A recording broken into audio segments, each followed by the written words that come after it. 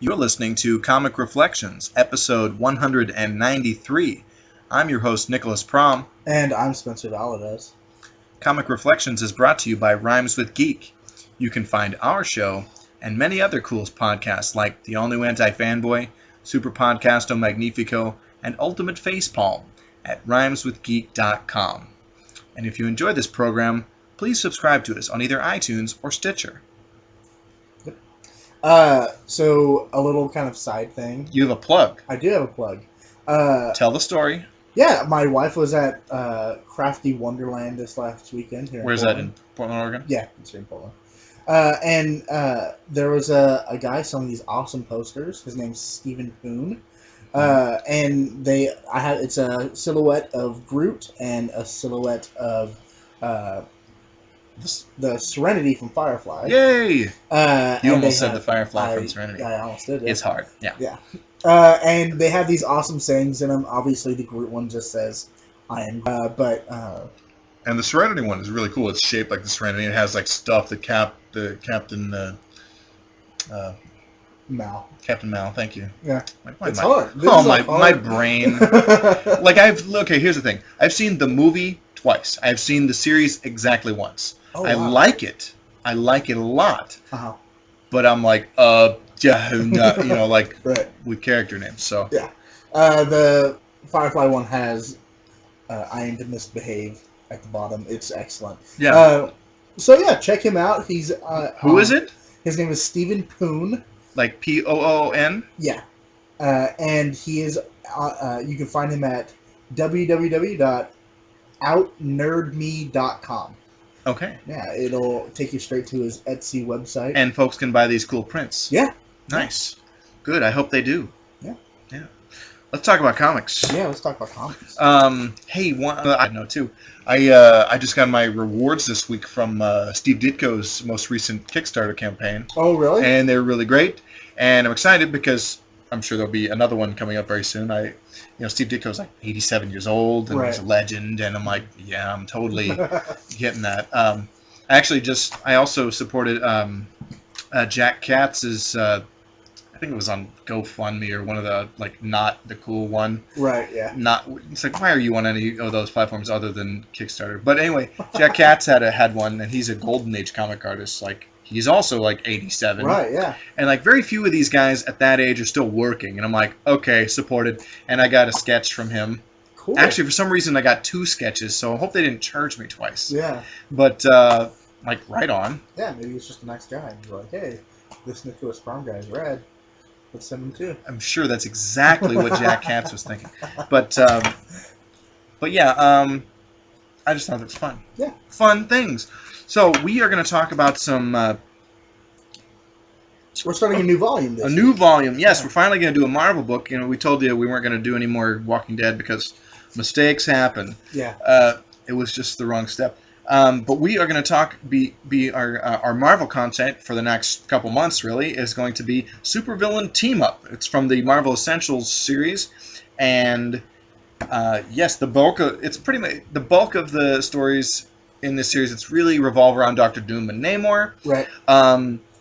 The stories we're going to talk about today are reprints from Astonishing Tales, numbers 1 through 6. Astonishing Tales was a book that came out. It had a lead feature and a co-feature, okay? And Kazar was the lead feature, and Dr. Doom was the backup, at least for a certain number of issues. And so we're going to be talking about some of those Dr. Doom backups. Okay. It's funny, Jeff and I talked about some of these stories very recently. Oh, yeah. But doing a show with you is like apples and oranges with Jeff, so it doesn't matter. Right. I mean, we are going to do the Legion someday, and Jeff might want to complain, oh, I want to do the Legion. I might just do the Legion with him too. Right. So, but anyway, he'll definitely complain. Might. That's so funny. But anyway, yes, the first story we're going to talk about is Astonishing Tales. It's from Astonishing Tales number 1, which is the August of 1972 issue, and the story is called "Unto You Is Born the Doomsman." It was written by Roy Thomas with beautiful art by Wally Wood, who is one of the all-time greats in comics. Truly a legend, truly a master. one of my favorite artists ever. Yeah. I actually did homework for this episode. You did. You were telling me about it. You want to talk a little bit about Wally Wood before we talk about the story, or do you want to intersperse that in as we go? I think we can. I don't want to knock him out fast, but I mean, I would. Yeah, we can talk about him. Yeah, well, go. Let's do it. Yeah, so I mean, I think the biggest thing, maybe not his biggest contribution, but I think his overall biggest contribution to comic books is his 22. The 22 panels that always work. Now it's a very important as far as I think it's as a reference piece for people wanting to learn the craft of sequential art. Yeah. I mean, this is like second only to like Will Eisner. Mm-hmm. Okay. The 22 panels that always work, if you're not familiar with them, I mean, Google image them if you haven't seen these. Right. But it's Woody came up with this great way to like, okay, what do I do when there's not a lot of action going in the script and there's just a lot of talking, a lot of dialogue, and a lot of boring stuff. Yeah, and the 22 panels that always work was a way to have dynamic angles and different settings and ways to set that up, so you could be reading a bunch of dialogue that's like maybe important for the plot or for story or character development, and make it look really exciting and different and not bland. Yeah, so he has like extreme close up or a like a shadowy figure or things like that. Yeah. Yes. Yeah. I actually read that when he originally did this, it was 24 panels. And then the guy who actually bought the rights to the 22 panels that always work, the last two weren't, in his copy, weren't very good when he got it photocopied. Oh, okay. And so he just kind of cut them off and said, 22 panels that always work. See, I didn't know that. But, okay. But yeah, I mean... But things. You know, and Wally Wood had a great, long career in comics. You know, back in the 50s, he's really famous for doing science fiction and suspense stories at EC Comics. In the 60s, of course, he worked on Daredevil for Marvel. He created the Thunder Agents, Tower Comics, and I also read that while he was working on Daredevil, he introduced the red suit. Yes, he did. Which, I mean, when you think of Daredevil now, you think of the red suit. Right, but Bill Everett, who was a great, you know, a great and also a legend in comics in his own right, he created the original kind of the kind of almost like a boxer's uniform with the yellow kind of thing, and you know, that's a cool look. Yeah. But the red one definitely, that's the classic Daredevil. Right. So yeah.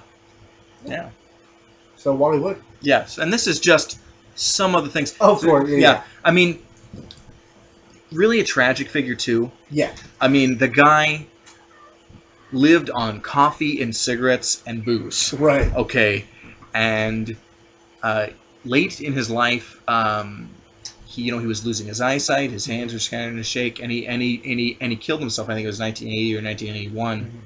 Mm-hmm. Really sad, you know. Yeah. Because it's like, okay, his livelihood was kind of like in jeopardy. Right. Yeah. And Wally Wood was a workhorse. I mean, he trained a lot of people in working in comics. Uh-huh. He had a lot of assistants that helped him because he just was very in demand. Right. But also kind of mercurial. Like, you'll notice he's on a handful of Daredevil issues. He does these 4 Doctor Doom stories, you know, and kind of like, then it's the art switches mid-story arc, near the end of the story arc, to George Tuska, who was great. But yeah, kind of, sometimes he could be, say, a temperamental or hot-headed guy, but this is the way, I think, with genius. What can you do? Yeah, a lot of the people who talked about him, who were also in the comic book world, talked about how intense he was. Yeah. And he poured all of that into his work, which produced excellent work. Yeah. Wasn't necessarily the best human being to be around, especially during that time. Yeah, and not like, oh, Woody was awful. Right. But like, because people loved him. Mm-hmm. I mean, loved the guy. But yeah, a very intense guy. And I think there was this one shot that just came out last year. I'm escaping me. It escapes me the artist who put it together, but it's called DKW, and those initials are for Ditko, Kirby, and Wood. And it's really talking about the three like titans of comics, and I think all of them, each of them has this kind of fire in them. Right. And Woody's was very self-destructive, while Ditko's kind of was like turning inward and pulling away from people. And then, Kirby is another story altogether. But very different figures. But they all kind of had an interaction with each other. Especially Woody and Ditko did a lot of stuff together. Yeah. They worked on the Stalker together at DC. They did some Congo Bill stuff at Charlton, which Woody did hardly anything for Charlton. That he did those few stories and like a handful of war stories, and that's about it. We could go on and on about Wally Wood's career. We should really move on to the comics we got to talk about. Right. But I wanted to take a few minutes and do this. So. Yeah. I know it's fun. Yes. So let's talk about. Yeah. Let's jump in. Jump into Unto You is Born the Doomsman. Yeah. Yes. So we start off on the moon. Because awesome. Right, yeah. With Buzz and Neil. Yeah. And they find this weird sphere on the moon. And by the way, Wally Wood was like the greatest science fiction illustrator. Right, I mean, okay. You see his spacesuits and you see his spaceships, the planets with craters and stuff. He was the best. Oh, yeah, it's beautiful. And so Neil and Buzz take it back to the president, of course. And they figured out that it's not harmless. But the president holds it in his hands, and in the... Not harmless? Not harmful? Not harmful, what did I say? You said not harmless. Yeah, not harmful, sorry. Okay. It was harmless. Okay. Just want to be clear on that. And in the midst of the sphere, a face starts kind of glowing, and it's revealed that it's Dr. Doom. And that's awesome. It's so Wicked Witch of the West. Yeah. And the only reason he's in this thing is just to let them know, hey, I'm so far more advanced than you. Yeah, this is taking place like the space race, okay? Yeah. I was able to transport this sphere to the moon. Your guys had to bring it back, and now I'm talking to you through it. Now the U.S. has just succeeded in the space race, okay? The moon landing. That's right. 1969. This is 1970, okay? Uh-huh. And so the idea of, the U.S. and the commies were like, neck and neck, trying to, get to the moon. Oh, but Dr. Doom was way ahead of you? Yeah. Awesome. And just to let you know, there will come a day where I will be knocking on your door and wanting stuff from you. Wow. Yeah. Whoa, man, that is insane. Okay. And then it's over. Okay. That part is over. We don't hear from the president or Neil Armstrong or Buzz Aldrin ever again. Yeah, it's kind of weird. Yeah. It's an interesting sequence because we don't really refer. There's one part of this arc that kind of refers back to it. Right. But I mean, he did all this in 2 pages, I think. So yeah, no big deal. Yeah. I think there's just one page. Yeah. Yeah. Yeah. Because the splash page is just Dr. Doom on the moon, looking awesome. Yeah. So we go back to Latveria. Yeah. And Doom kind of goes down into his dungeons, and we see this kind of mummy-looking man laying on a table with like tubes plugged into his like head and like machines. Is Dr. Doom playing Dr. Frankenstein? Yeah, but this guy, instead of lightning charging the creature, Does Dr. Doom use moon rocks? He uses cosmic rays. Oh, cosmic rays. Those are good too. Isn't that what messed with the Fantastic Four? Cosmic rays? Yes. Yeah. Cosmic rays. Yes, because their spacecraft was unshielded. Right. Which is crazy because wasn't Reed Richards supposed to be like the smartest man in the world? Yeah. And he goes like, let's just go to outer space without shielding. What's the worst could happen? Yeah. Doesn't surprise me that there's a huge plot hole in the Fantastic Four. Oh, you don't even. But yeah, that's kind of crazy. But yeah, anyway, they weren't shielded, and so in the cosmic storm, they got powers Right. from the stuff. So we end up finding out that this man laying on the table is basically the duplicate of Doctor Doom. He's a doomplicate, if you will. Yeah. You don't like that? It's okay. It's not bad.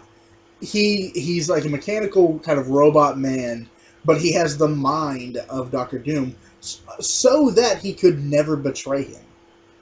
That's kind of a weird thing to make. Right. So he's got like the brain patterns of Doctor Doom? Something like yeah. Okay. Soon this creature will walk and talk and conquer, but he has been created in my image with my brain pattern. Yeah, exactly. Oh, okay. Thus he can never betray me, never. Yeah,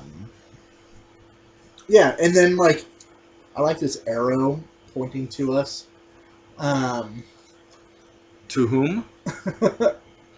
Pointing us in the direction of the next panel. And it's basically letting us know that, oh, by the way, we're changing topics now. It says, while in forgotten catacombs beneath the kingdom, of course, we have this Prince Rodolfo, and he's being hailed by his compatriots. And we have this long kind of discourse on how they were gonna take back Latveria for Prince Rodolfo. And I think at one point he slaps a woman. Maybe not. Oh no, he punches like the other leader of the rebel group. And then he uses like the rebel group uses the woman in like the woman leader as kind of like bait for Doctor Doom because she looks like another woman that oh, she looks like Valeria, the girl he loved when he was a young man. Yeah.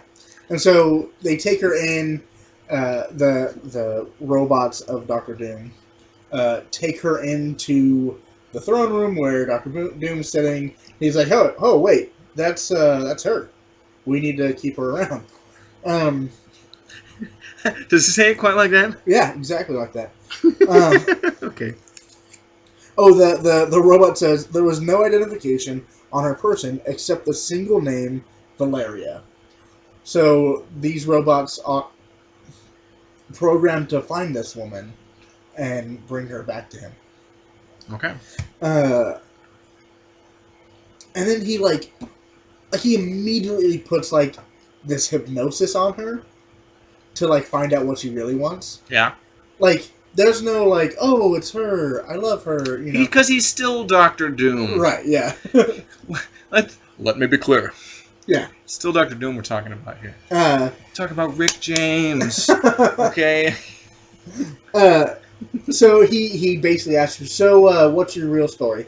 And she lays out the whole plan of the rebel group. Yeah, and the rebel group's leader is Prince Rodolfo. Yeah. He's the crown prince of Latveria because Doctor Doom overthrew the kingdom because they killed his folks and stuff. Yeah. And like you do. Yeah, you do. But Prince Rodolfo's a real douchebag. Then you have like no sympathy for this guy. Right, none. He's a total jerk. Yeah. And so it turns out that it was all part of the plan for her to get captured and hypnotized and tell him the whole story. Mm-hmm. And it does, that never makes sense to me. Like, oh, the plan is to get captured and to be held. I think she let Rodolfo think that, yeah, I'll help you overthrow Doctor Doom, but she didn't really want to. Okay. And so the getting captured, I think, was part of her plan. so that she could spill it to Doctor Doom? Oh, right. He says, Doom knows she's a spy, but because of her face, he will not quickly destroy her.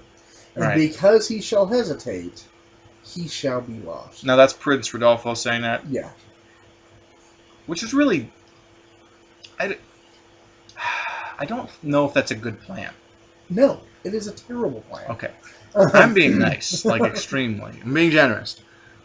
So we jump sideways to Ramona and Dr. Doom. Ramona? That was her real name. Oh, Ramona. Oh, okay, Yeah. that's right. It wasn't actually Valeria. That's right. Okay. Yeah. Thank you. And while she's still kind of hypnotized, Doom takes off his mask, and it's revealed that he's this very handsome man. But not really, though, Yeah, because it's just illusion. hypno stuff. Right. But And yeah, she's he like, looks "Your handsome as face, hell. A woman could love," and he's like, "Wait, no." Like he flees away like the Yeah. Phantom of the Opera. Then later she does see, like a couple panels later, she Yeah, she actually she sees stumbles his on face. and sees his face. So yeah. He puts his mask back on, and But we don't see his face, right. No. which is the classic thing. Yeah. He goes back down to his mind puppet thing, his robot. We'll be your mind puppets. Okay. Yeah, and so he doesn't wake him up yet. And he's like monologuing. They all monologue for so long. Would you expect less from Doctor Doom? No, He's like the I king of think- monologuing. Yeah. Rodolfo is trying to get in contact with Mona. I wonder who monologues more, Doom or Lex Luthor? Oh my god, it'd like be the most boring. Like they could be like great filibusters in Congress, Yes, they could. right? Yeah. Yeah. Okay. Hopefully, someone would just fly in and punch them. Right. But Doom has diplomatic immunity, Oh, that's true. but that doesn't exclude him from getting punched. Right.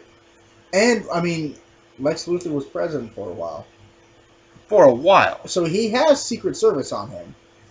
Yeah. Well, unless he was, I tend to just think. My default is like Silver Age, Bronze Age Lex Luthor, Oh, okay. who's not president. Right. Yeah. I always remember. I'm always thinking pre-crisis. Gotcha. That's my go-to.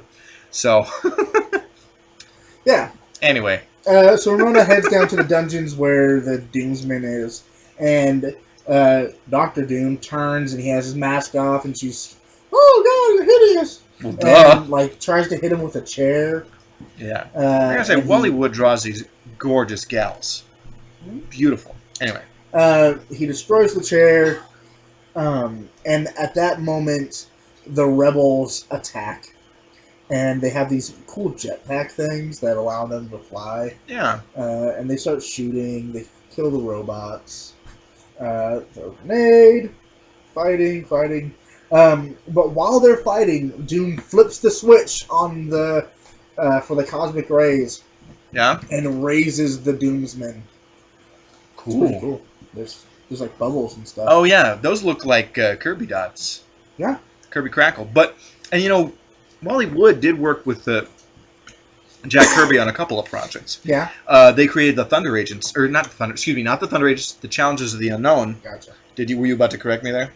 Maybe. Yeah, they did the Challenges of the Unknown together, and also a comic strip called Sky Masters. Sky Masters. Yeah. I'll have to look that one up. Yeah. So the Doomsman, because he has the mind of Doctor Doom, Yeah. immediately rises up and starts to fight everyone, Okay. like he would. Yeah. He brings down a giant wall. He takes out a bunch of guys, but then runs away. Interesting. Like he escapes and gets away, and Rodolfo finds. Oh no, not Rodolfo. A few of the rebels find Doctor Doom. Yeah. And he's outnumbered. But then he does this cool trick that duplicates himself in there's 5 or 6 of them, and he has no idea. They have no idea which one he is, which I always think is fun. Right. But all of them can fire their weapons. Yeah. So they take out a bunch of them, But then Rodolfo shows up, and he figures out which one is the real one, and he kills it. The real Dr. Doom. But really? it explodes. It turns out he's just a robot. Yep, Dr. Doom pulls that switcheroo a lot. Yeah, and he's kind of in his own ship, taking off. I mean, I don't know where else he would be. Oh, is this Rodolfo? Was his castle destroyed in this fight?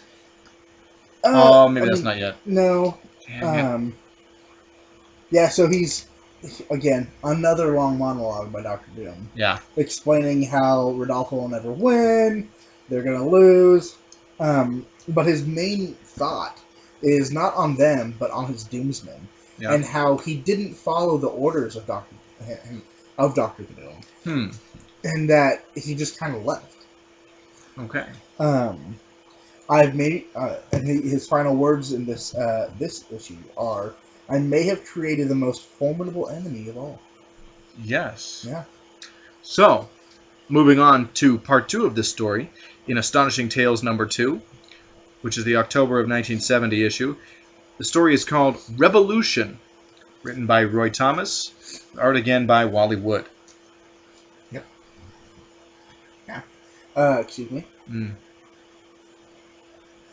I had to take a little bit of water there. Okay. Yeah. It's like, man, I timed that poorly. I also did it poorly. I'm like, come on, drink when I'm talking. So, Rodolfo and Ramona are put into jail. We're in the jailhouse now. Yeah. Okay. I gotta keep my musical interludes short. And so Rodolfo is like, I can get us out of here. I've got something you've never seen before. And he tears the bars off of the cell door, or cell window. Yeah. And turns out, Rodolfo's a robot too. He's a robot. He's not really there. Yeah. So he's controlling him from elsewhere. See, when Dr. Doom does that, it seems cool. When somebody else does it, it seems cowardly. Yeah. No, you know what I mean? Yeah. Especially if you're trying to take back your country. Yeah. You know? And so, like, I'm just going to kick back somewhere else while my robot duplicate takes care of everything. Right. So since the beginning his robot self is a total jerk, too. I love it. Since the beginning of... It's the perfect double. Of Dr. Doom's reign in that area. Yeah. Even right before that, Rodolfo had been replaced by a robot. And all the, abdication of the throne, and, crowning him the rightful monarch of Liberia, and all that stuff, it was a robot doing it. And so, Rodolfo jumps through a door. Robodolfo? Yeah, Rodolfo. And he's like, "You'll never catch me, blah!" And, but we will.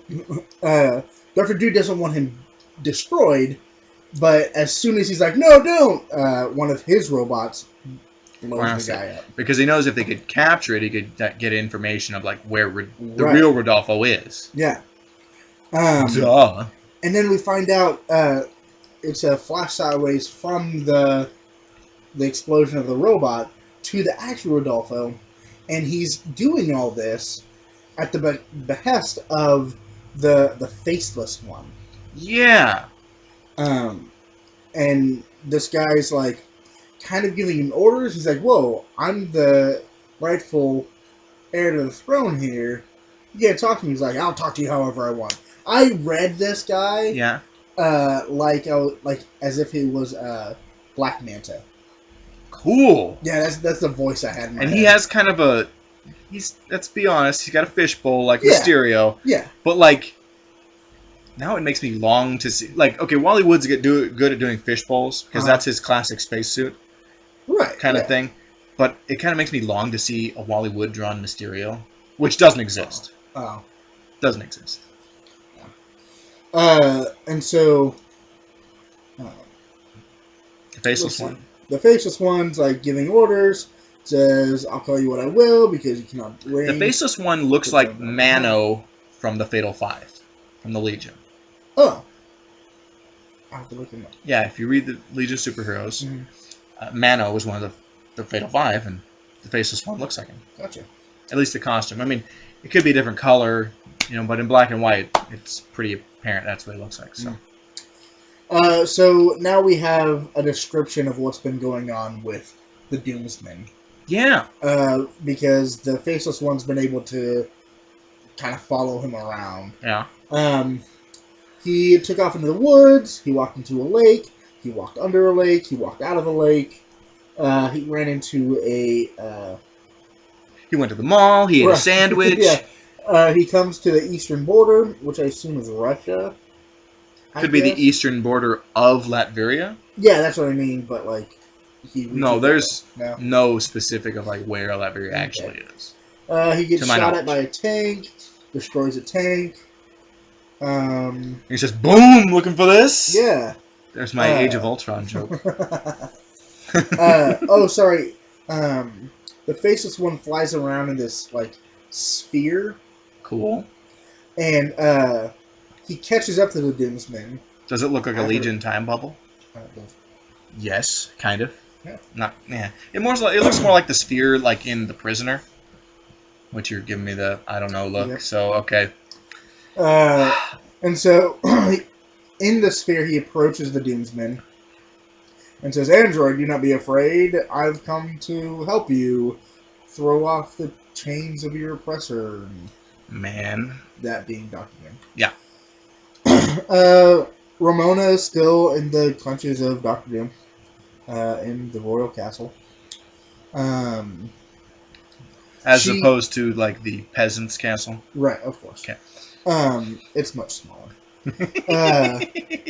And so he kind of talks to her, and he's like, "Look, I'm not going to hold you prisoner in the cells." Who says this? Dr. Doom. Oh, yeah. "You can't leave the castle. I'm a nice guy. You can walk around the castle." But as soon as he turns his back, she's like, "Oh, a gun." Pulls the gun on him, and is going to shoot him in the back. What the heck? Yeah. Wait, I thought she was on Dr. Doom's side. Confusion. Yeah. Although I love Roy Thomas as a writer, I'm goofified by this plot. Right. So she pulls the gun and she tries to fire it, and he's like, "You witch with a B." He doesn't say that. He doesn't say it. This is a Code Era comic. Nobody says that. Yeah. She's like, I can't do it. She actually didn't fire. Okay. "I can't do it. I can't kill you." Nor, and then Doom turns around, he's like, "Nor would you have been able to. I took the firing pin out." Ha ha ha. And she's like, "Oh, okay." The rebels are... Man, he's got every angle covered. Yeah, he does. He's Dr. Doom, baby. The rebels are regrouping. Some robots show up. They take care of the robots because they got new guns. Yeah, and new guns are cool. Yeah. Are they? Yeah, they shoot like better lasers. Hey, right on. Yeah. But Dr. Doom sees it all because he can watch things through his robots. Yes. Oh, I like that. Yeah, it's clever. Rodolfo shows back up, standing ground against the robots, like you do in Florida. They have an awesome battle between the robots and the rebels, and then Dr. Doom shows up in his little jetpack thing. His jetpack is rad. Yeah. Again, this is Wally Wood doing science fiction, and it's awesome. Mm-hmm. And he takes out a bunch of the rebels. But I don't think he actually kills them. I think he just puts them to sleep. Interesting. I think sometimes Dr. Doom would rather make someone his bitch than to kill them. Yeah. I think that's his bag. Uh-huh. He really likes to, humble people. Yeah. So. But while he is out fighting, the Omnisphere is the Faceless One's Omnisphere. Was that the thing that was at the... That's not the same sphere that was at the White House. No. This is a different sphere. Different sphere. Now, the Omnisphere, is that what the Faceless One traveled in? Yeah. Okay. Yeah. It shows up at the castle. Yeah. And the Faceless One's able to kind of take control. He shoots a comms officer. And... Which, really? You're going to kill a comms officer? Who cares? He's a bad guy. Is he though? Are they all bad guys, aren't they? I guess so. But it's like This is villain on villain action. that's true. Nobody's a good guy. What, Dr. Doom, Rodolfo, the Faceless One, the Doomsman? Mhm. These are all bad guys. Yeah. But I think this guy's just like serving his country. He's not doing anything what really country? evil. Latveria. The Faceless One is serving Latveria? No, this comms officer. Look, but people die. That's Yeah. stuff in battles. Okay.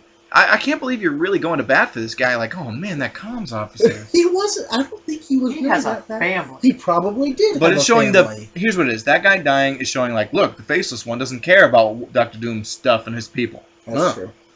Boom.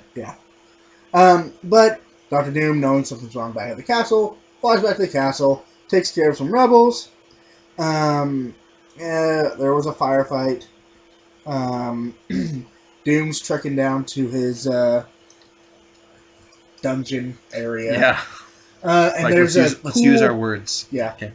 There's a cool panel of Doom and the Faceless One shooting at each other. Yeah. But they each have these cool shields, so it's a stalemate. Yeah. Dr. Doom is the only male villain who can wear a skirt and still look cool. Yeah. Because he's got that big belt buckle that ties everything together. It's all about the accessories. Yeah. So they come back. They have a stalemate, but the Faceless One has an ace up his sleeve, and through the wall punches the Doomsman. Oh yeah, I forgot about that guy for like a couple pages. And there's a three-way standoff. A Mexican. Yeah. What do they call that? Mexican standoff. Is that what it's called? I think so. Yeah, but by the way, Sean's here. Yeah. Sean's here called us racist. Is it called a Mexican standoff? I feel like there's something else. It's a Mexican something. Anyway, keep talking. I'll look it up. Okay. To my phone. Yeah. Racist.net. No. Yeah, and so we actually see Dr. Doom a little nervous here because he's like, "Whoa, hey! Oh, it is a Mexican standoff. You're supposed to be my guy, and you're working for the Faceless One. What's going on here?" And so our next issue, which came out in December. Oh, you're gonna do that? I can. December 3rd. I don't know No. the year. It's the third issue. Oh, third issue. Yeah. Okay. Just let me do it. Astonishing. I don't do it. People don't I know. usually let them talk I this know. long. The next issue is Astonishing Tales number 3. It is the December of 1970 issue. And the story is called Doom Must Die, written by Larry Lieber, who is Stan Lee's brother. I didn't know it. Well, yeah, Stanley Lieber is Stan Lee's real name. Oh. But anyway, Larry Lieber is Stan's younger brother. And art again by Wally Wood. Again? Again? Oh man, Wally Wood again? So let's see. Ah, yes. The non-racist standoff is still happening. And both Doom and the Faceless One send commands shout commands at the Doomsman. But for some weird reason, because he got conflicting demands, it releases the hold that these two men have on him. Oh And so yeah. he's now free thinking, and he takes off the bandages on his face. Yeah. And he's free to move at will, to And serve no impulse save my own. And he really looks like No Man from the Thunder Agents, who you need to read. Yeah. You need to read that. So. To fear no living thing. And he kind of starts going to attack Dr. Doom. And while that's happening, the Faceless One escapes. Yeah. Yeah. But for some weird reason, I can impel my mental energy into his cerebral apparatus. So since he's already built in these the brain patterns, so the neural pathways, Yeah. in the And junk. android's brain, Yeah. he's able to reestablish his control over it for Yeah. just a minute to give it a different direction. And so he kind of Mhm. sends it after the Faceless One. Hmm. Yeah. But then, yeah, so Dr. Doom sends, like, rocks at him. No, excuse me, molecules. Yeah. He shoots molecules at him that, like, Expand. and, like, they hit him, and, Isn't that cool? yeah. I love And, molecules. I feel like he did that to the Thing in the Fantastic Four. oh, really? Yeah. Okay.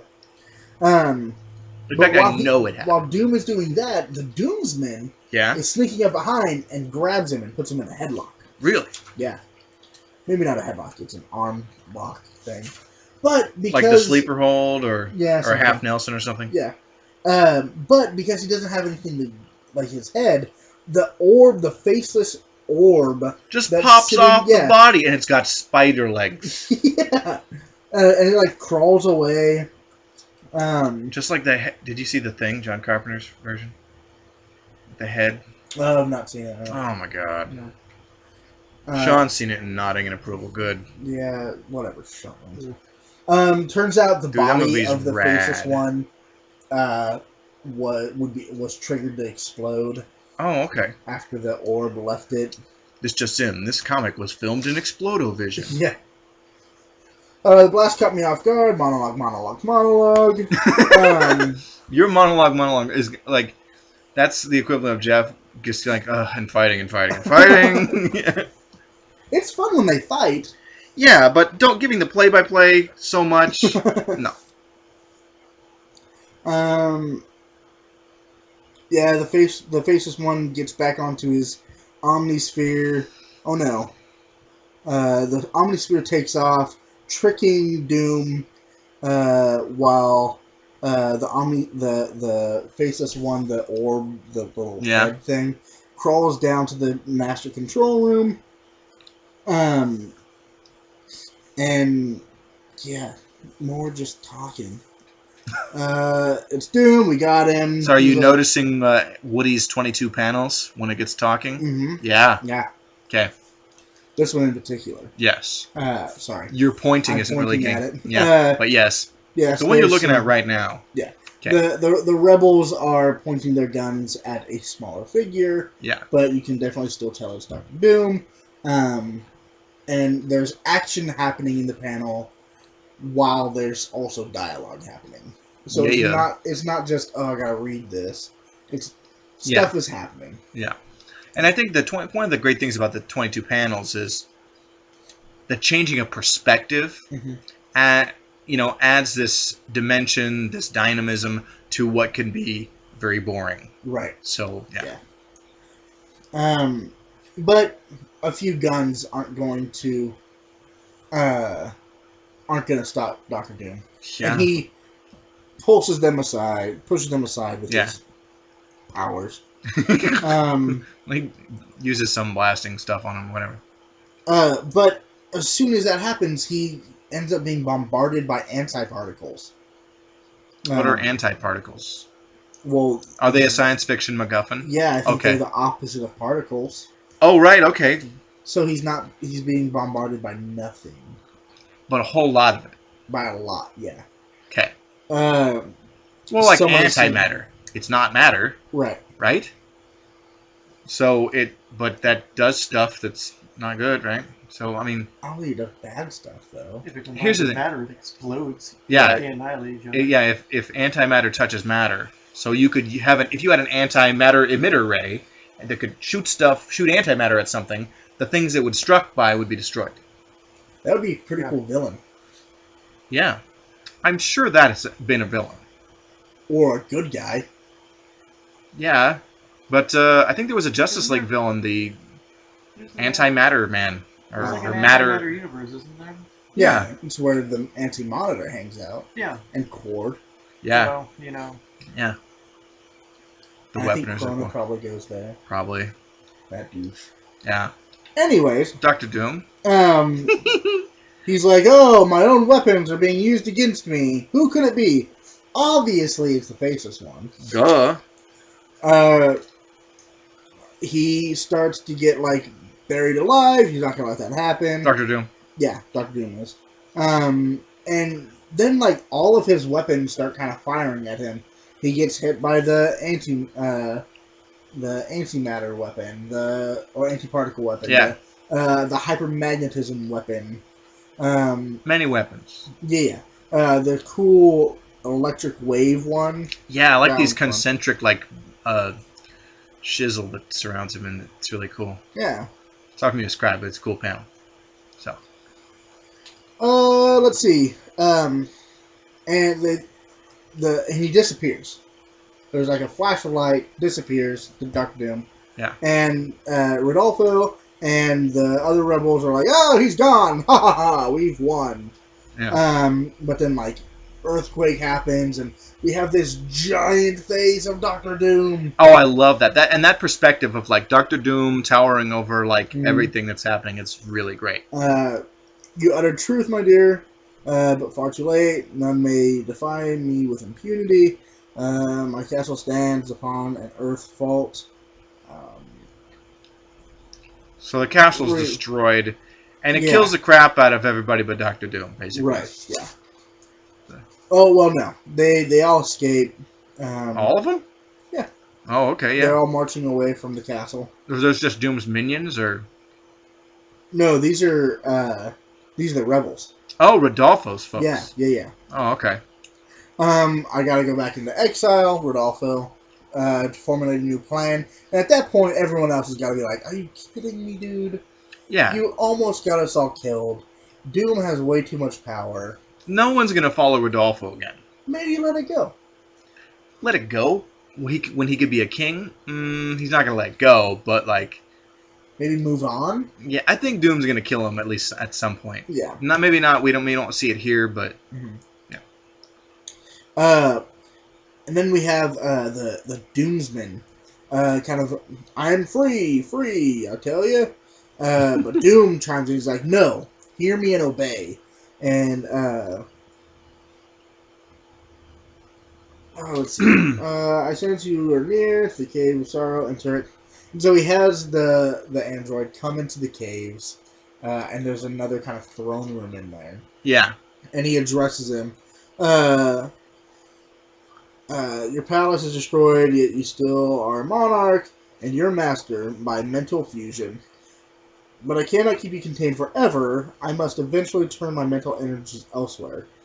Thus, though I still see the inhuman menace in your cold, unblinking eyes, yet I shall release you to test you to find some physical means of overcoming your invincibility.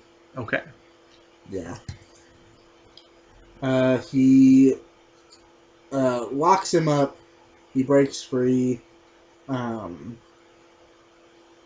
then I think he turns him off. Oh, it turns off the Doomsman. Yeah, for a moment, I think he's turned off. Doom turns his back and he comes back on, and he attacks him. But Who Doom attacks was whom? sorry, the Doomsman attacks Doom. Okay. And the faceless one, was he destroyed or something?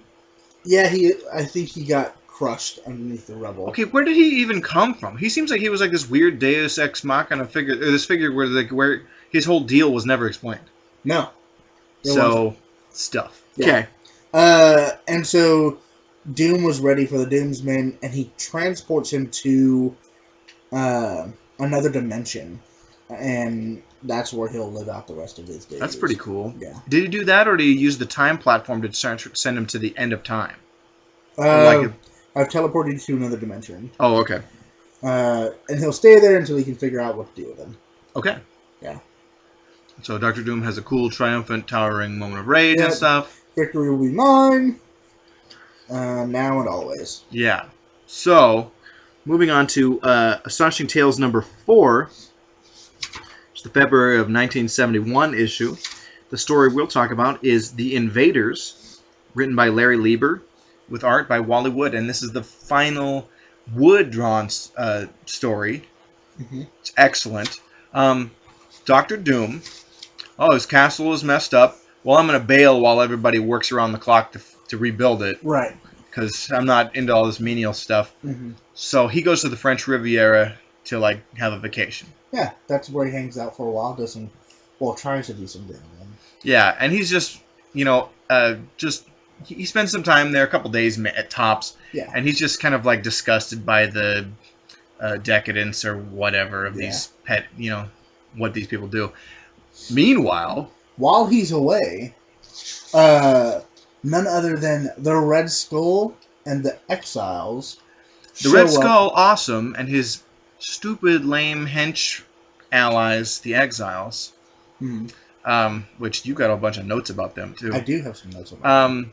They hatch a plan. Hey, why don't we take over Latveria and make it our base of operations to launch the Fourth Reich? Yep. Okay. Yeah. So let's talk about the Exiles. Oh, first of all, the Red Skull shows back up on Exile Island after been thought dead or thought lost in space after a battle with Captain America. Mm-hmm. That's a thing that happened. Yeah. And then there's this. Yeah. So the Exiles show up in a few stories. They show up obviously in this one. Yeah. Also.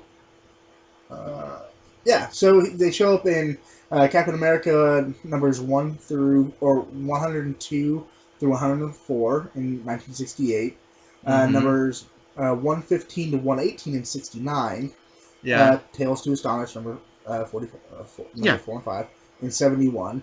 Avengers number 16. So from 71, they nothing until 2011.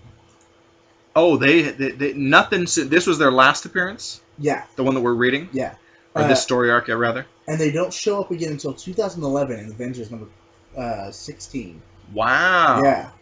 I mean, I thought they were stupid. So. Yeah. So they were created by Jack Kirby and Stan Lee, and kind of the main, I think one or two are added kind of sporadically through these stories, but the main Exiles are Angelo Baldini.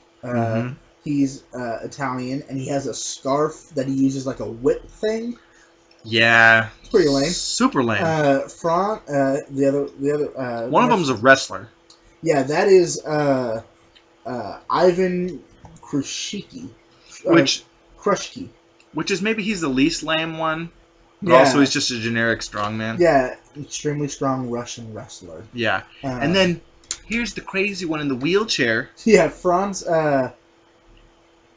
Kadavus. Okay. He's a war criminal, and he has this wheelchair that's called the murder chair. Wow. Because it fires like guns. Wow. Yeah. That's an awesome name. And then we have General Jin Qing. He's Asian. Yeah. He's a Chinese master of the pistol. Okay. Weird. Eric Gruning. He's a war criminal who wields a whip. Okay. So there's two whip guys. One uses scarves, and the other one uses a whip. Yeah, and I think it's an electrified whip. See, that's kind of cool. Electric whip. Yeah. That's neat. But like, you throw a scarf. It's like, that's ridiculous. It's like throwing a hat. You know. Yeah. Ooh. And then there's or a shoe. I know Odd Job people like that character, but I mean, like throwing a hat, really. He was the best character to play in the GoldenEye 007. Was he? Yeah, because he's already really short, and cheaters like myself, you can put them down on a knee and like move around that way. Oh yeah. And so you put him down on the knee, and he's even smaller, and so you can sneak up on people really easily, shoot them in the back. Okay. Yeah. That's a video game. Yeah. So that's not real like this. Right. Okay. The last guy we have is Iron Hand Hauptmann, another war criminal. Hauptmann. Yeah. That's how that's pronounced. Okay. War criminal, and he has an iron gauntlet. Really? Yep. And so he's able to punch people in the face with an iron fist. Wow. None of these guys is particularly cool, though. No. The Red Skull doesn't have any of that stuff, and he's just the coolest. Okay. De facto coolest, because he doesn't have any of this stuff. No, it's not because he doesn't have any of that stuff, But come on, he's cooler than any of his henchpersons, which is the way it should be. Yeah. But like, he also has the very distinct long cigarette of the bad guy. Oh, the cigarette holder. Yeah. Yeah, like the penguin. Yeah. So. They're hatching their plan to invade Latveria, and they go by helicopter, which is extremely inconspicuous. Conspicuous. It is conspicuous, yeah. Yeah, whatever. I do not think that means what you think it means. They show up in Latveria, and like the like reconstruction's going on, and so they don't like a great place to like land and take over. Yeah, you have to show up in the like main city. Yeah, and Doomstadt. Yeah, and fight people. Yeah.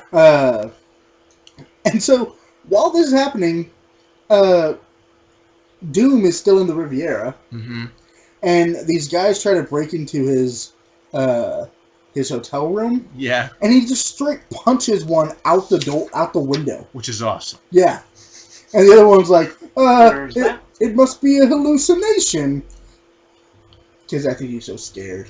Oh, yeah. We have what was his name? Sorry. Who? What? Notes. Baldini. Okay. Not Baldini, sorry. It was Krushki. Okay.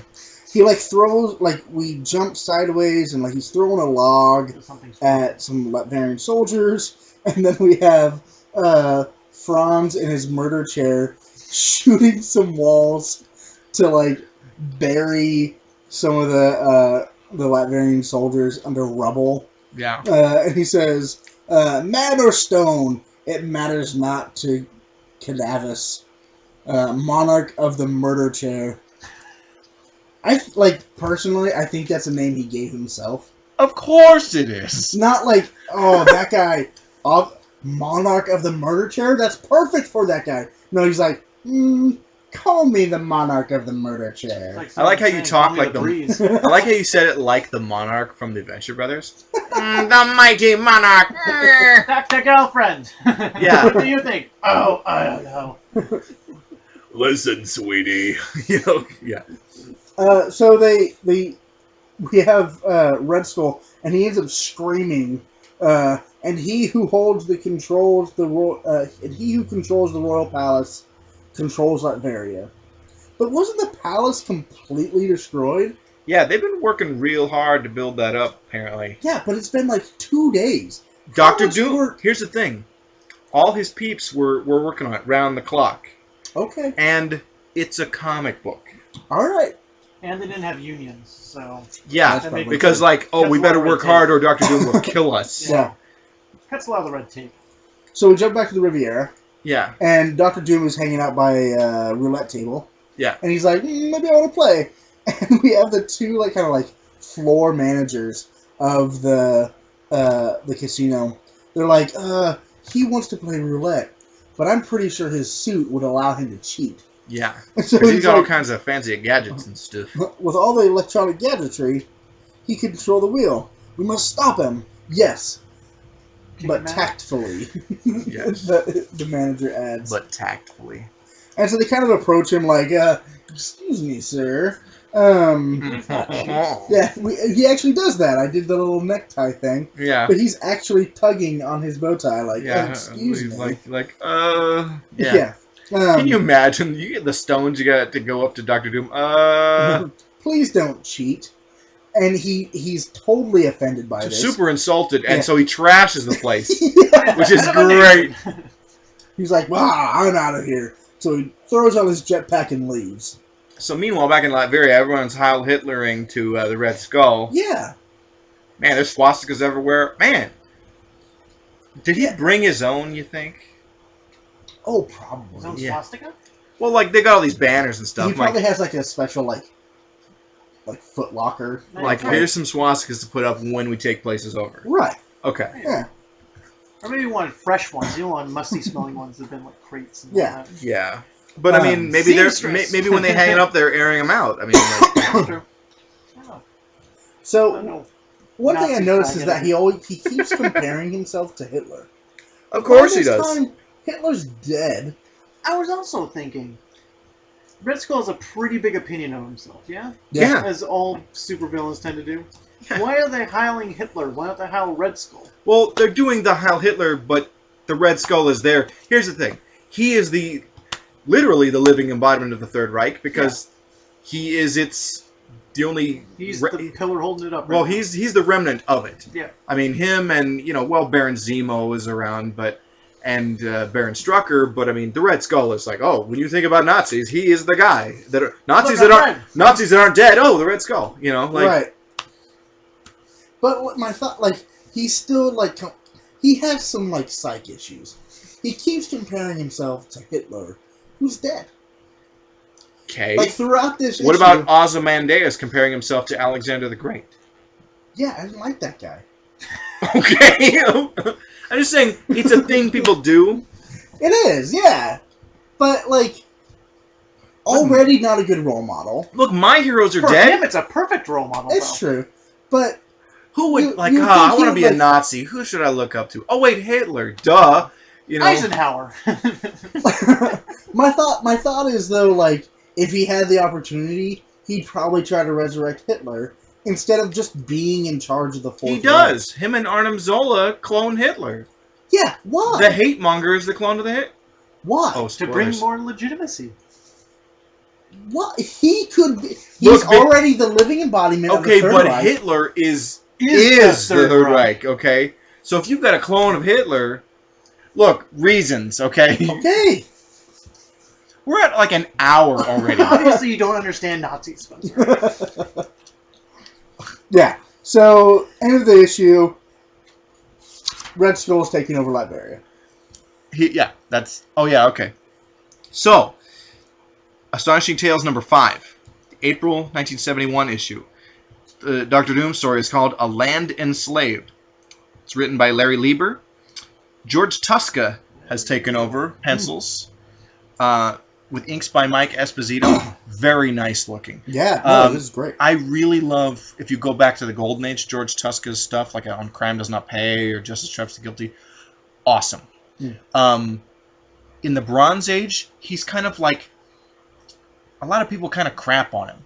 Oh. But I feel like this is really nice work. I like him. But there is a decline. But this is probably his best work from this period. So. All right. So yeah, this issue is called A Land Enslaved. I said that. I know. The story. The issue is Astonishing That's fine. Tales. The story is called A Land Enslaved. And it's called that because the Nazis have taken over. And not only do they just... Nazis have taken over, they don't miss a step in the whole... Alright, load them in boxcars and ship them out to concentration camps. They immediately, enact that in Liberia. Here's the thing. What is it? The Red Skull and 5 exiles? Yeah. Were there any other henchmen that came with? Not that I know of. The Red Skull and 5 guys took over a country? Yeah. Okay. Stuff. A country. Not just a town. Now, it's a small country. Yeah. But still, 5 guys? So, one thing that Red Skull yelled at, if you control the palace, you control Latveria. And so they took over the palace, I think... The freshly rebuilt one. Right. In 2 days. Okay. They... How could it be? Cardboard.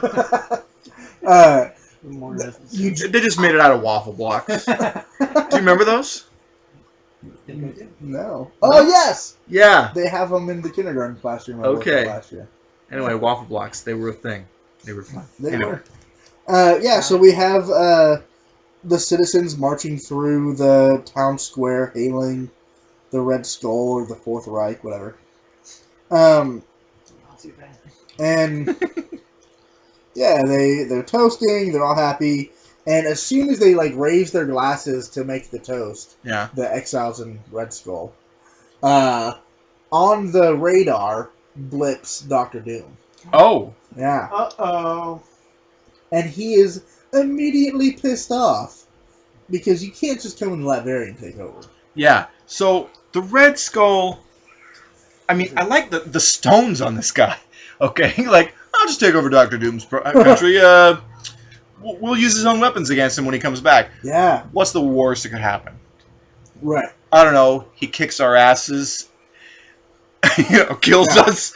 So anyway. So either they did bring henchmen or bring like thugs with them, Yeah. the Exiles and Red Skull, or Doctor Doom just has the worst lackeys ever. Because okay. Because they either they switch sides immediately. Yeah. Or they they're used to being subservient. Yeah, I guess. So one dictator's as good as another. Yeah, my thought is although Red Skull shows up and he's slapping people around, he's really laying it on thick. Yeah. What are you compensating for, Red Skull? Well, and the thing is they're already dominated by a dictator. You are essentially interchangeable. They'll do it. Right. I guess you got to show a little bit that you mean business, but seems to be overdoing it a bit. Yeah. So anyway. So instead of sending out all the troops to fight Doctor Doom, they lay an ambush, and they're like, oh, we'll get him that way, and they almost do. He kind of escapes. Doctor Doom does. Yeah. But then they fire one of his weapons at him, and it's the only weapon he has no defenses against. Of course. Sleeping gas. Oh yeah, He wears a damn mask. Right. I'm you would think there was no gas mask in there. That I thought was weird. Yeah. Jeff and I talked about this story recently too. And I'm like, huh? What? He's like, no, foiled at last. Doctor to change the filter. Right. I'm thinking Dr. Doom doesn't have a gas mask in his mask? Yeah. Dr. Doom? He's you know how much those filters cost? Those are custom. He is the Batman of supervillainy. Yeah. As being prepared and being super ridiculously awesome. Yeah. It's crazy. He's usually 3 or 4 steps ahead of his nemesis. Oh wait, gas mask, that would be good. Right? Gas mask. So, yeah. Anyway, the Red Skull entraps him in this metal, sarcophagus. Yeah. And they, put it out in the sun, so it's really hot. Yeah. And then he's like, well, they don't know it, but my suit can get hotter. And yeah, so he flicks a switch in his slowly, leg. building up power in the suit, and then blows up the casket they put him in, and then he goes to kick ass. Yeah. Which he does. Yeah. And all the stupid exiles get it handed to him. Well, my thought is, I know he, really, is happy that he's the king of Liberia. Liberia. He's the king. He's a king? Yeah. Okay. I didn't know if it was a weird... I get what you're saying, yeah.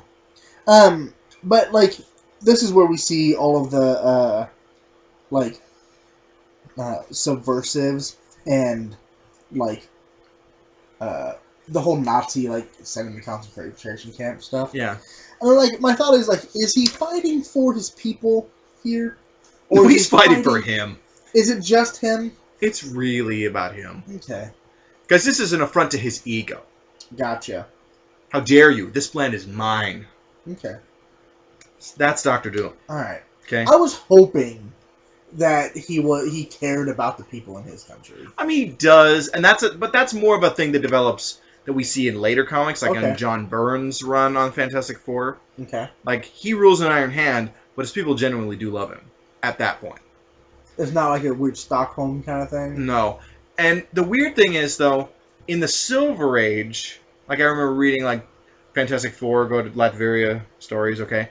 And, yeah, there are, rebels and stuff, and people not happy with it. But, I don't know, I think there's a shift. Okay. So. Yeah.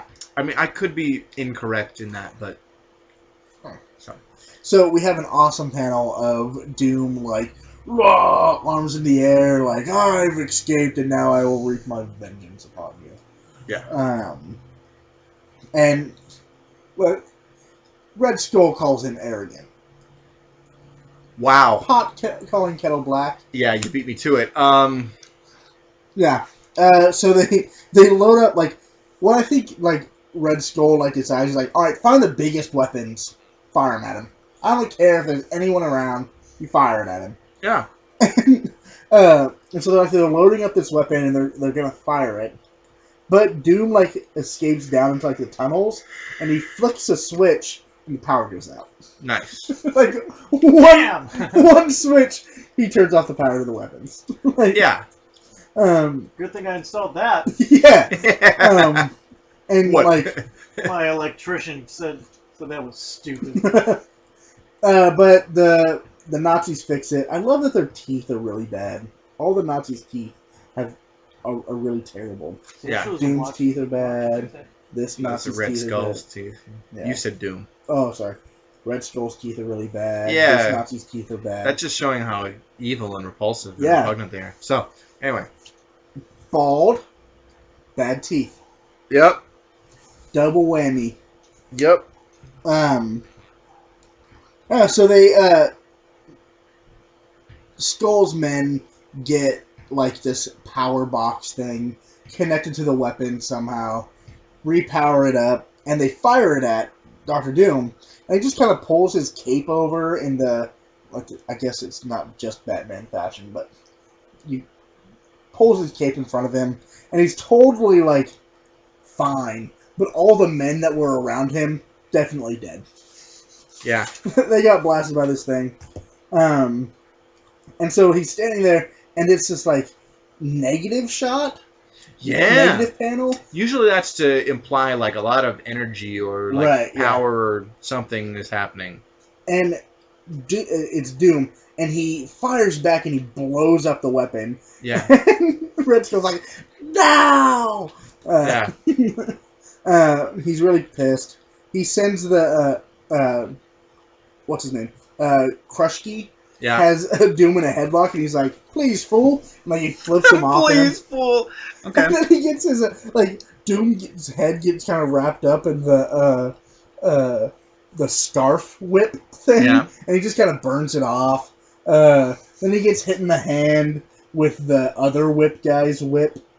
Yeah. And it's, like, electrified, but he, like, sends the pulse back at... He reverses the polarity. Yeah. He's like John Pertwee, Doctor Who #3. Yeah. Yeah. And so finally, it's just Doom and The Red Skull. Red Skull. And Red Skull's like, looks like he's about to fight him, and then he's immediately just running away. Yeah. Because he knows he's going to get it handed to him. Right, yeah. Like, he's not an idiot. Right. I mean, kind of he is. Well, he's a Nazi. Yeah. But, I mean, like, he'll do stuff like, why would you do that? Like, really? Yeah. Wally's running through the palace. So, while they're rebuilding this palace, they also have the schematics to build all these trapdoors.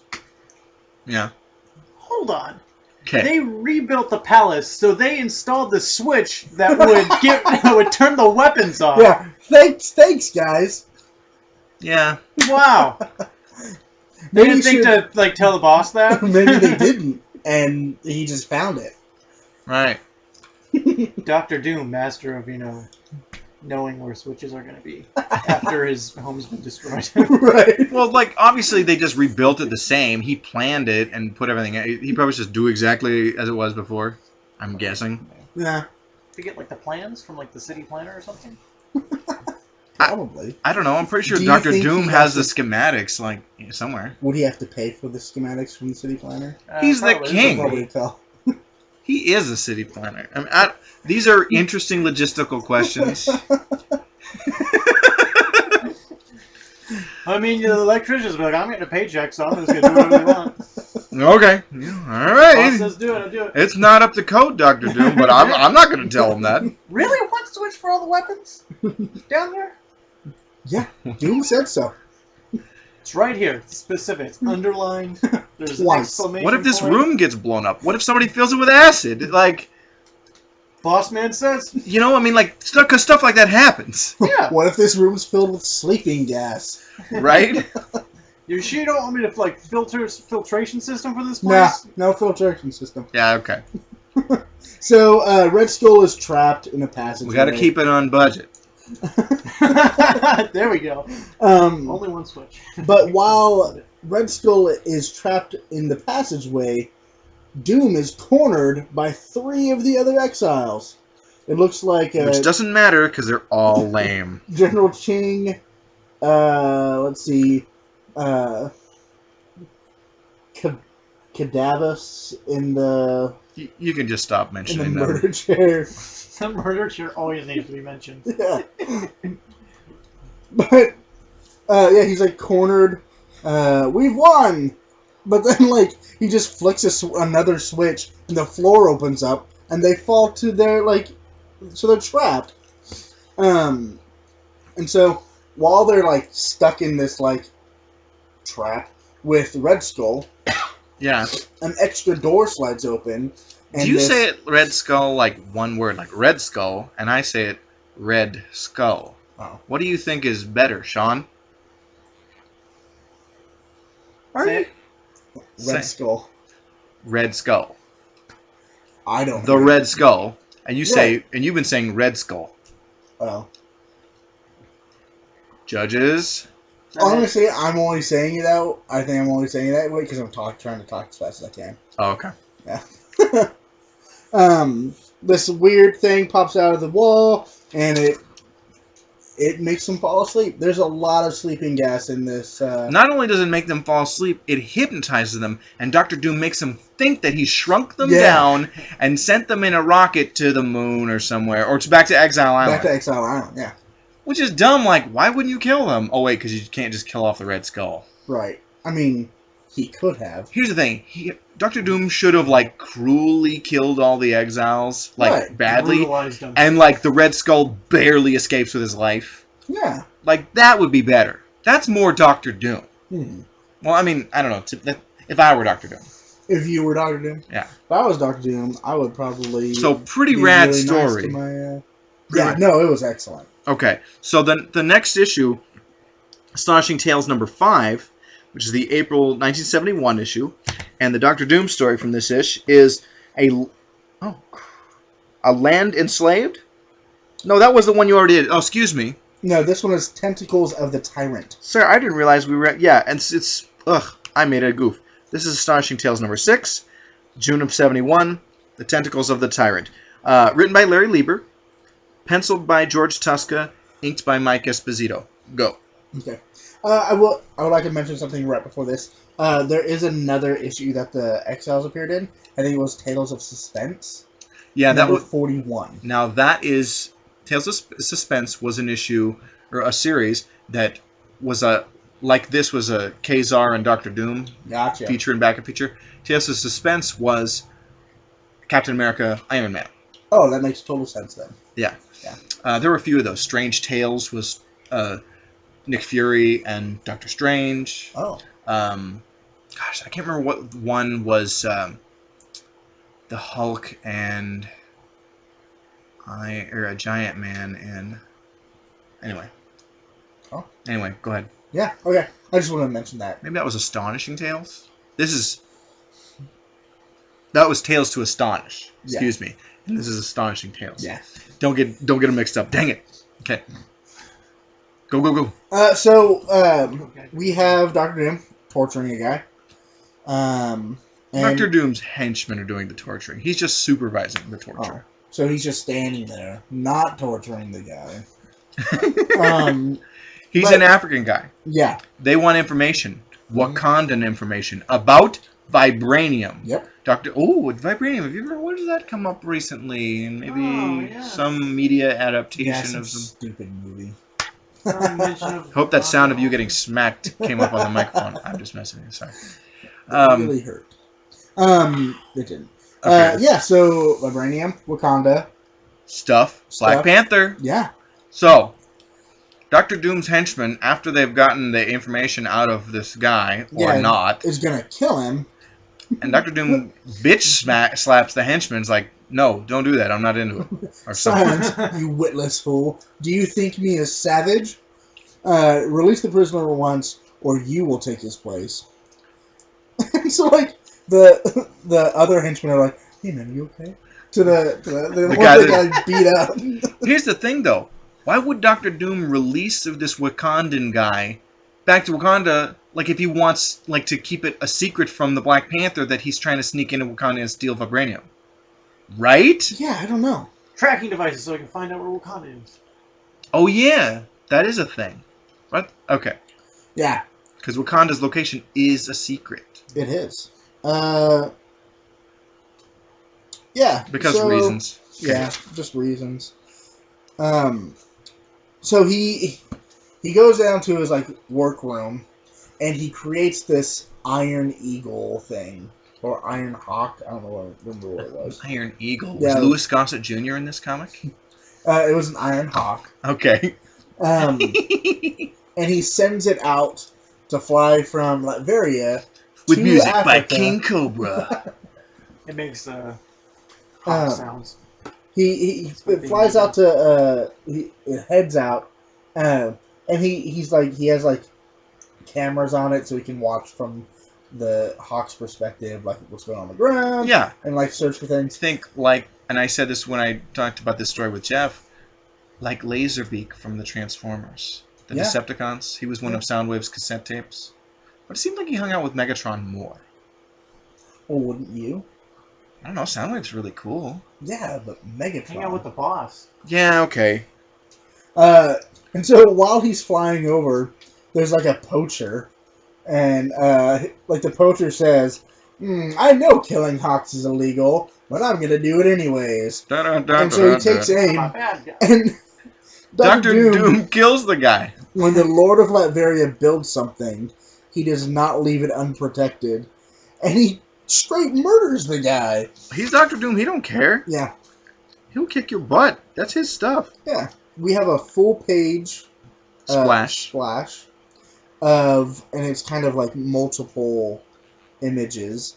It's a montage. Yeah, that's exactly what it is.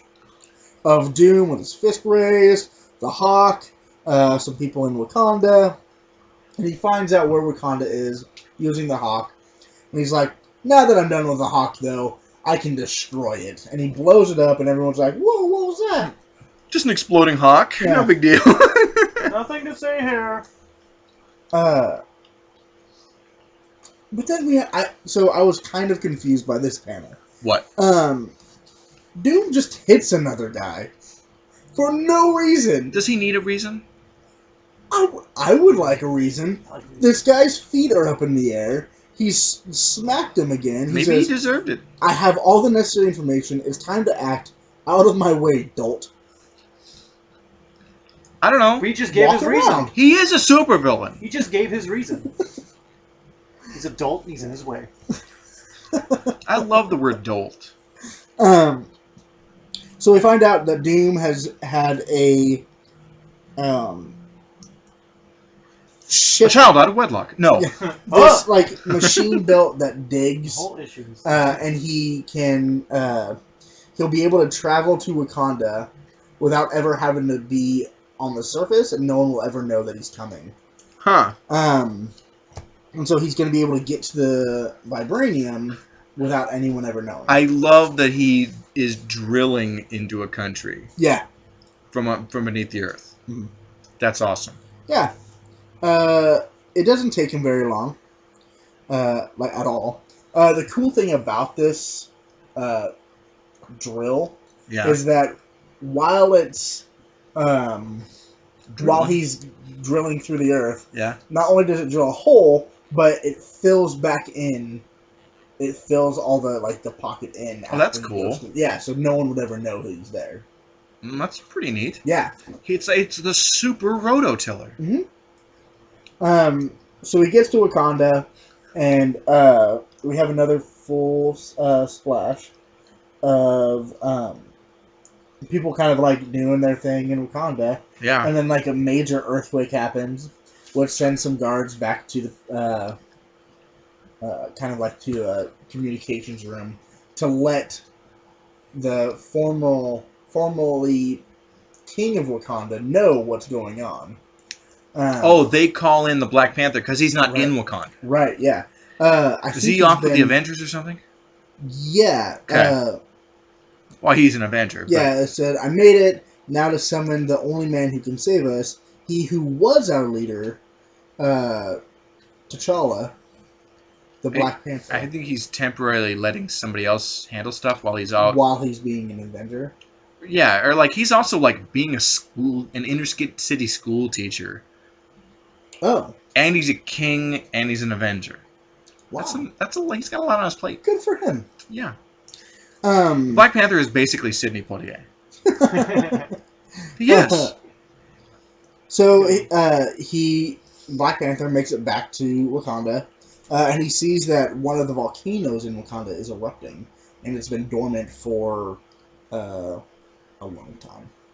And he In America. No, that doesn't make any sense. No. I just like to, America. I just like to throw that in for no reason. he sees his people, and he's like, "Escape while you can. I'll deal with this." Yeah. One lady's like, "We're all doomed, all of us." Flee for your And all lives. these, silence. And he's like, he sends them away. He's like, "Well, I gotta go into the volcano, and since I'm the only man who can, because I have cat-like reflexes." That's going to help against the overwhelming heat. Oh. He says, "But no man could survive the deadly descent into the living cauldron of molten lava. No man, that is, except one who possesses all the speed and agility of a jungle cat." All right. Cool. So, in Wow, your guys' the faces- Black Panther like burns up pretty quick, huh? Yeah, he immediately dies. So he End could of like story. be dropped on the sun and be fine because of his cat-like reflexes. Absolutely. The radiation wouldn't matter because he could dodge it. Hyper agility, I think right? the sun is a lot hotter than a volcano. But it doesn't matter. Yeah, he has the cat-like agility of a jungle cat. Okay, avoid the heat. you guys are pointing out a major hole in stuff here. Okay. Gotcha. So we also find out while he's descending into the Black Panther is descending into the volcano, Dr. Doom's drill machine has like a piece of it broke, and so he has to he's like, "Leave me alone," and he skulks off. Man, To do be you know how alone hard it to is to get fix his- parts for this thing? Right. It's like, geez, it's like, did I buy a Nash? You know? I mean, obviously he's hurting for cash because he's, he only installed one flick switch thing Right. for his. Yeah, weapons. he's cutting corners. Yeah. Okay. All right. No filters in anything, Yeah. Right. He's hurting. So he goes off by himself so he can fix this one part that is essential to his machine. His And time while he's platform doesn't fixing even have a it- flux capacitor. Yep. Right. While he's fixing it, the Black Panther sneaks up behind and grabs his weapon and aims down the barrel at Dr. Doom, Yeah. and that is it. That is it? That is how the issue ends. Well, we'll just have to find out in 2 weeks Yeah, what happens to the Black Panther, plus more Dr. Doominess. yeah. And spoilers, next week we'll also be talking about Namor, the Excellent. Submariner. Or not next week, but in 2 weeks. Right. Next week we'll be you and I will be talking about Green Lantern numbers 42, 43, and 44. Yeah, And that'll be fun. yeah. I think Sinestro shows up. Oh, good. I haven't looked ahead. So, anyway, that's going to be it for now, and I'm going to... Oh, excuse me. It was the Flash. I was looking ahead farther. Oh, okay. Flash shows up. Cool. Yeah. Do you have anything before I... No, And- not at all. Arrivederci.